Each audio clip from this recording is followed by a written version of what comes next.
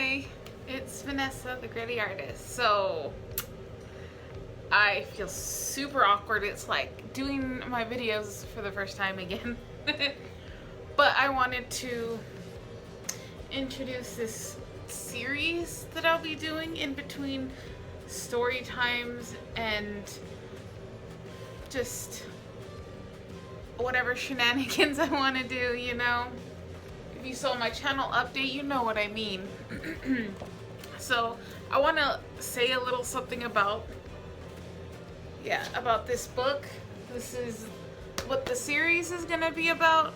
I don't know how much I'm gonna read from it because there's like a lot of stuff you need to read that goes along with these lessons that I will be doing, but I'll try to like give like a summary of what I'm doing. But I would recommend getting this book if anything in here interests you, because these are my interpretation of these rules. Some of them are really simple and obvious, and that it's just you'll know what to do.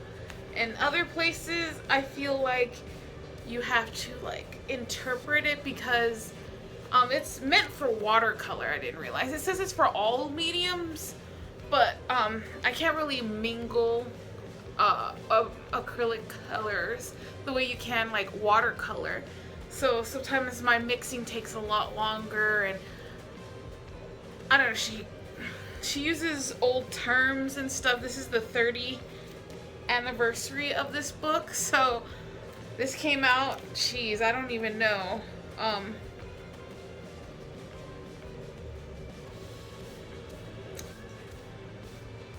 I think it's late 80s because it's already a few. I forgot that this book is already a few years old now.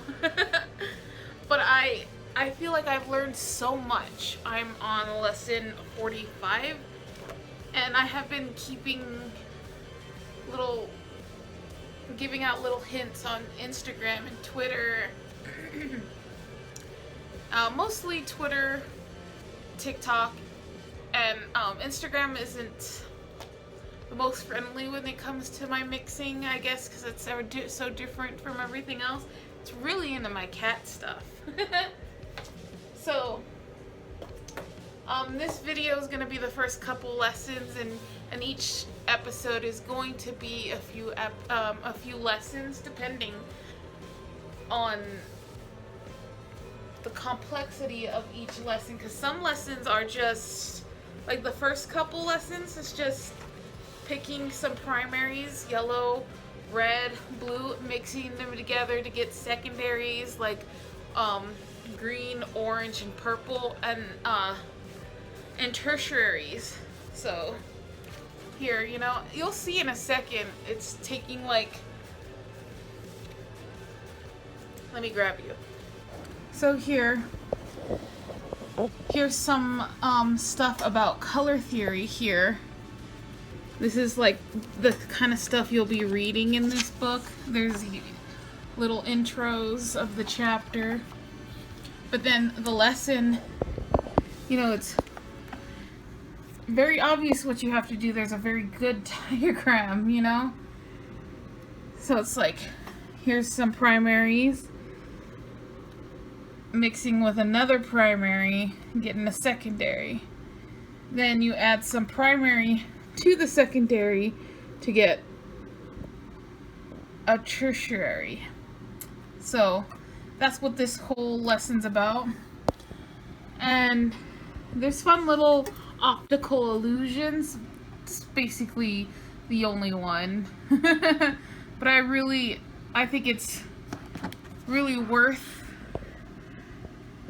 your time doing it. So I'll leave it on the screen for a second. I hope see this effect for yourself. I should have mentioned that first. I'm sorry. I'm not much for video editing. I'm just really excited to share this stuff with somebody, since I have a hard time. I don't know, I just don't think anybody around me wants to hear about this. They're not as interested in it, and rather than bore them, maybe put it on the internet for somebody who likes it as much as me to enjoy as well. I hope that made sense. But I think I'll be doing this third one, and that's about it. Just all together.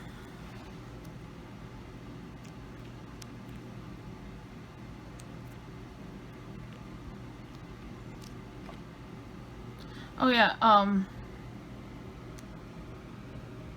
think there's like 90 lessons. It says it in front. No, it doesn't. It has more than 90. I think they added a few extras, but the reason why each episode is going to change depending on like the complexity, because some lessons are making you do full sketches and or yeah, full sketches. Some lessons here, getting the whole collection and checking out the transparency and opacity. I think this is more of a still a watercolor thing, but you could still do it with all kinds of mediums, so I did it with my acrylics. Some of these lessons I'm never gonna add salt to my acrylic. It's more of an effect for watercolor. So this book has all kinds of neat little tricks for you to try and experiment. Like, they give you ideas how to start, and I think it's a great place to jump off of, like, just to spark your creativity. I mean, I hope that makes sense. I'm always saying I hope that makes sense, because there's nobody here to do feedback, and I don't want to stop the video just to see if I made sense. So I hope it made sense. And yeah, I lost some footage, which is very frustrating, but I'm gonna try my best to piece it together again and not be so. I was very intimidated to start this, but I hope you enjoy the rest of the video, and I hope I didn't get too long-winded. Alright, so voice time over. So first I was trying to decide what was the front of the sketchbook, since I made this, so any which way would have been great for the front, but so it's from a previous video if you're interested. I didn't realize I would have an intro, so here I am showing you some of the book before getting to work. So here I'm just picking out the colors I like. I really enjoy doing this, so I wanted to at least include it. Sometimes I know it will get repetitive otherwise, and I do enjoy also cleaning my glass palette, so I wanted to include that. I have to admit that a lot of these lessons was really messy when I first started, but as I kept going, it became more neat. And this really did help me visualize these color mixtures. I always thought of color as more as separate things, but to see them mixed this way, to see how much red, it's just all about quantities of yellow, red, and blue, which I thought that really, I wasn't very artistic before, at least with color, so this is really like opened up a whole new world for me. So in the intro I'd mentioned this to mix, I'm trying to mix or create secondary and tertiary colors, and I had a lot of fun, but this is like the foundation of color mixing and logical relationships in color theory. So you're just playing around with different primaries, mixing them together to make the secondaries green, orange, and violet, and then adding a primary to those secondaries to make a tertiary color: yellow, green, blue, green, red, violet, blue, violet. I did enjoy making this, and it really did help me understand, at least start to understand. So this is where it got a little complicated. It the wording is just weird to me, but I think it's just brain fog and stuff. So here I'm mixing primaries to make secondaries, and then mixing those secondaries to make compound mixtures. Apparently, um, artists of the past use this kind of combo to make these really pretty chromatic neutrals. So like russet and olive and slate, and some of these colors will make really pretty chromatic neutrals. Some of them will just create brown ugly mixtures. Chromatic neutrals are when like there's grays that lean towards blue, like, or lean towards red, or like a rich olivey color. I think it's really important to learn how to use chromatic neutrals in your art in order to make your fully saturated colors pop more, so your whites look brighter because you have these grays and darks around them. But you know, you don't just want grays, you want green gray and blue gray and all sorts of things. So this was to help me understand how to do that, and I thought it was so interesting too because Goths, I don't know how to say this person's last name, Johann Wolfgang von Goth? Goth? Geoff? I don't know. I'm sorry. It's a German name and I can't say it. So I tried. And I have asked my partner to pronounce it for me. And I can only say it when I'm repeating after him. But anyways, I found it very interesting that this whole thing was based off, this is like a traditional, like old style diagram, and it's based on his stuff. And it's really interesting because I recognize the name because my favorite artist, Hilma af Klint, studied this guy's book, which was I think it was published in 1810 in German, and then in 1840 in English. And then my favorite artist, Hilma af Klint, she was studying this in the late I think it was the early 1900s, the Edwardian period. And it's just like it's a time period that's very fascinating, just because of the advances of science making the imagination go wild. So I can't help myself. I love this.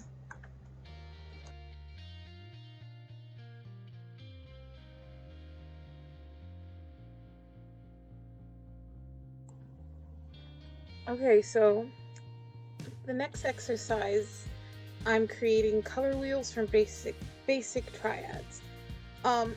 This told me to mix my different reds and yellows, 2 per mixture, to find my best, like orange, or my best greens using cyan, blue, and yellow.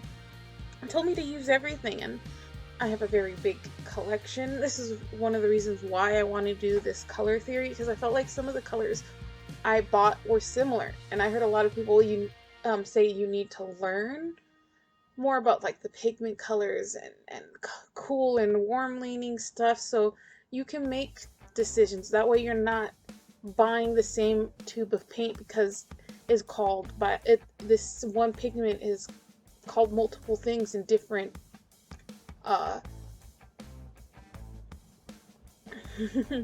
in different by different companies. My bad. I just kind of like stumbled there, but I really enjoy just mixing all this and showing off the reds and showing off the yellows and just playing around with it. I tend to go a little, I guess, ham on these exercises, but I'm having a lot of fun doing it.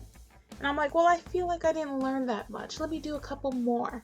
And for me, I think because of my brain fog, because, maybe I'm a little stoned or something, I take a few more times to learn these exercises. I feel like sometimes these seem like one-offs and then go off to the next exercise, but I'm getting my hands used to it, and I really enjoyed the mini color wheels I made here, and it really showed me how different each color is based off of how it mixed with other colors.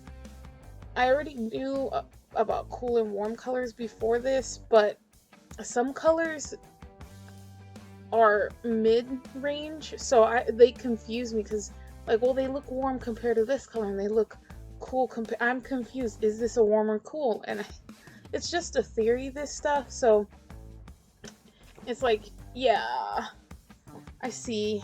I can mix it with this and it will be a little warm and whatever. I don't know, I'm rambling.